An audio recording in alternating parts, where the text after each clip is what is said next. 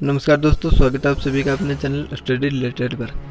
दोस्तों, आज हम जानेंगे इतिहास के एक महान योद्धा के बारे में जिनका नाम है महाराणा प्रताप। दोस्तों, महाराणा प्रताप एक महान राजा हुए हैं जिन्होंने अपने जीवन में अपनी मातृभूमि के लिए जीवन पर्यंत संघर्ष किया और अपनी मातृभूमि को हमेशा स्वतंत्र रखा। तो दोस्तों, सबसे पहले हम जानते हैं महाराणा प्रताप के सामान्य परिचय के बारे में। दोस्तों, महाराणा प्रताप का जन्म राजस्थान के राजसमंद के कुंभलगढ़ फोर्ट में हुआ था। दोस्तों, कुंभलगढ़ के कटारगढ़ में जो बादल महल है उसमें महाराणा प्रताप का जन्म हुआ था। दोस्तों, महाराणा प्रताप के पिता का नाम उदय सिंह है और माता का नाम जयवंताबाई है। महाराणा प्रताप का बचपन का नाम दोस्तों किक्का है। महाराणा प्रताप के गुरु का नाम दोस्तों राघवेंद्राचार्य है और उनकी पत्नी का नाम अजबदे है। दोस्तों, वैसे तो राजाओं की अनेक पत्नियां होती थी, लेकिन उसी पत्नी को याद रखा जाता था जो संघर्ष के समय राजा का साथ देती थी। और अजबदे ने महाराणा प्रताप का विकट परिस्थिति में उनका साथ दिया था, इसीलिए महाराणा प्रताप की पत्नी के नाम में हम अजबदे को जानते हैं। दोस्तों, महाराणा प्रताप का जो भाला था उसमें उसका वजन 81 किलो था और जो छाती का कवच था वो 72 किलो का था और साथ में वो 2 तलवारें रखते थे। तो इन सब का वजन मिलाएं तो 208 किलो। महाराणा प्रताप के घोड़े का नाम था दोस्तों चेतक और उनके पास एक हाथी भी था जिनका नाम था राम प्रसाद। अब दोस्तों, हम बात करते हैं उस समय की जब चित्तौड़ के राजा उदय सिंह जो महाराणा प्रताप के पिता थे उन पर अकबर ने आक्रमण किया था 1567-68 में और चित्तौड़ के किले को चारों तरफ से घेर लिया था। उस समय चित्तौड़ सैन्य शक्ति से भी कमज़ोर था क्योंकि 1534-35 में चित्तौड़ पर आक्रमण हो चुका था। बहादुर शाह ने किया था उस समय और उस समय साका भी हुआ था दोस्तों। तो दोस्तों, 1567-68 में चित्तौड़ को घेरने के बाद चित्तौड़ की हालत थोड़ी कमज़ोर हो गई थी। उस समय चित्तौड़ के किले के अंदर 8000 सैनिक थे और जो चित्तौड़ की जनता थी उन जनता को भी, जो वहाँ के राजा थे उदय सिंह, उन्होंने उस जनता को भी चित्तौड़ के किले के अंदर ले लिया था और उन जनता की संख्या थी 30,000। तो दोस्तों, वो सब किले के अंदर थे। तो बाहर से अकबर आक्रमण करने लगा। अकबर चित्तौड़ के किले के पास नहीं आ सकता था क्योंकि चित्तौड़ का किला भौगोलिक दृष्टि से बहुत ही महत्वपूर्ण किला है। यह पहाड़ी के ऊपर अत्यधिक ऊंचाई पर होने के कारण यहाँ से सैनिक दुश्मन सेना को आसानी से तीरों से छलनी कर सकते थे, जिसके कारण शत्रु सेना नीचे से तीर चलाती तो वो किले के ऊपर तक नहीं पहुँच पाते थे। तो शत्रु सेना जब दूर से आती तो वहाँ से ऊपर से जो सैनिक होते वो तीर चलाकर शत्रु सेना को दूर से ही छलनी कर देते थे। इस कारण कोई भी आसानी से चित्तौड़ के किले पर पास आकर उस पर आक्रमण नहीं कर सकता था। उस समय दोस्तों अकबर के पास तोप थी, तो तोपों से उन्होंने गोले दागे। तो गोले दागने के बावजूद भी वो किले के अंदर नहीं जा पा रहे थे और किले को कोई भी नुकसान नहीं हो पा रहा था। इसलिए अकबर ने एक तरकीब निकाली। एक होती है दोस्तों मोर मगरी उसको बोलते हैं, जिसमें किले के बराबर तक मिट्टी और कंकर पत्थरों से उसकी ऊंचाई के बराबर एक टीलानुमा आकृति बना दी जाती थी, जिससे कि दोस्तों उसके ऊपर तोप रखकर चलाया जाए तो किले के अत्यधिक पास तक वो गोले दागे जा सके। इसीलिए दोस्तों उन्होंने मोर मगरी का निर्माण किया था। मोर मगरी का निर्माण करते समय अकबर ने सभी सैनिकों को प्रोत्साहन करने के लिए सबसे पहले खुद ही उस पर मिट्टी डालना शुरू किया था।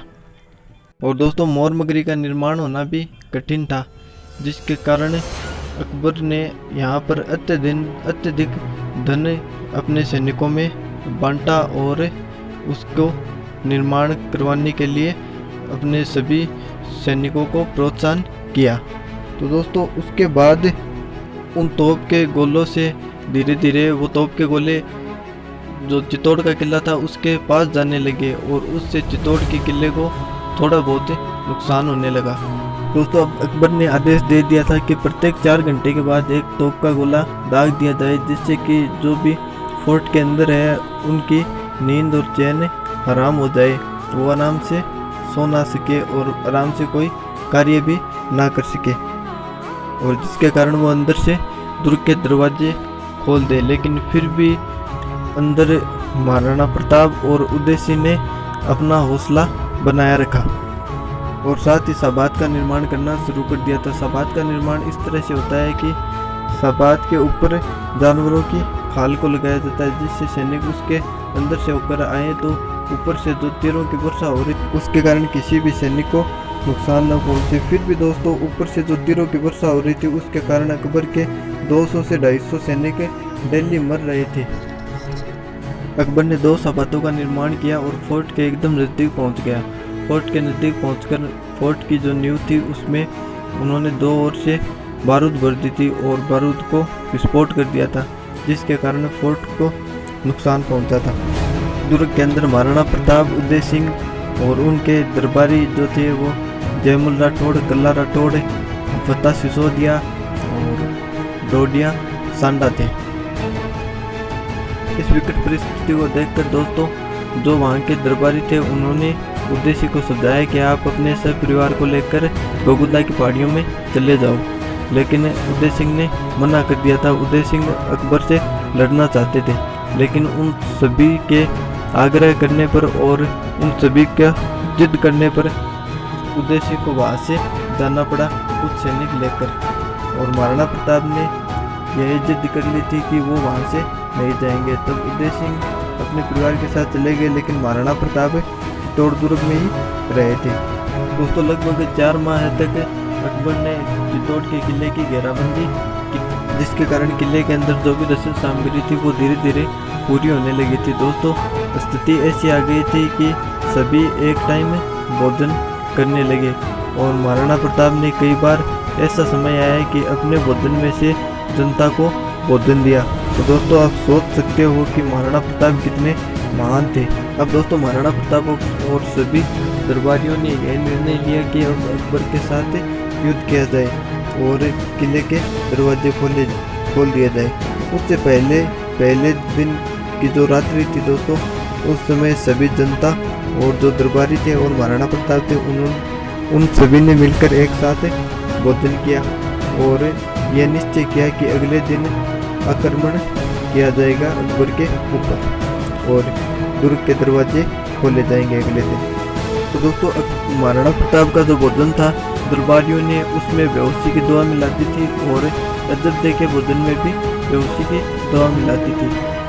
तो महाराणा प्रताप और अजब ने भोजन किया और भोजन करते ही वो बेहोश हो गए। बेहोश होने के बाद महाराणा प्रताप को और अजब को दरबारियों ने सुरक्षित जगह उदय सिंह के पास पहुंचा दिया था।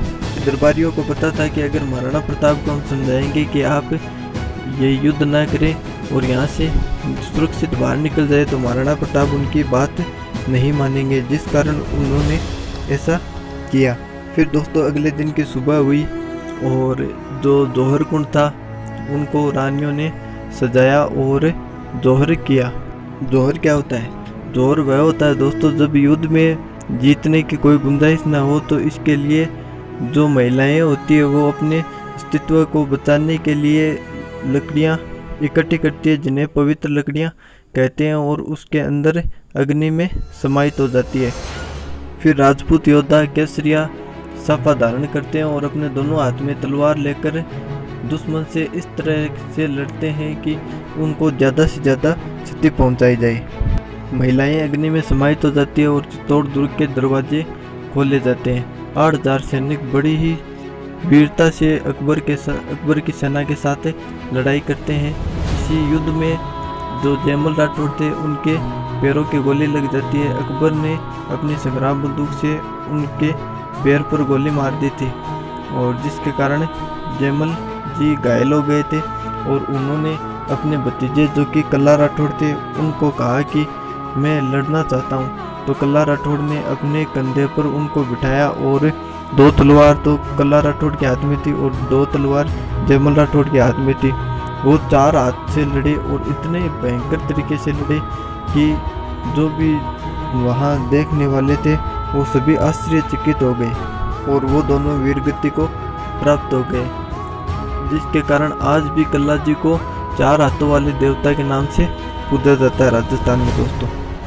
इसी तरीके से दोस्तों फतेह सिसोदिया और डोडिया सांडा वो सभी भी वीरगति को प्राप्त हो गए थे दोस्तों। वहाँ पर वीरगति को प्राप्त होने के बाद अकबर ने चित्तौड़ दुर्ग पर अपना अधिकार कर लिया था और चित्तौड़ में जो 30,000 की जनता थी उन सभी का कत्लेआम करवा दिया था और जो सरदार वीरगति को प्राप्त हुए उनको उनका अंतिम संस्कार करवा दिया था।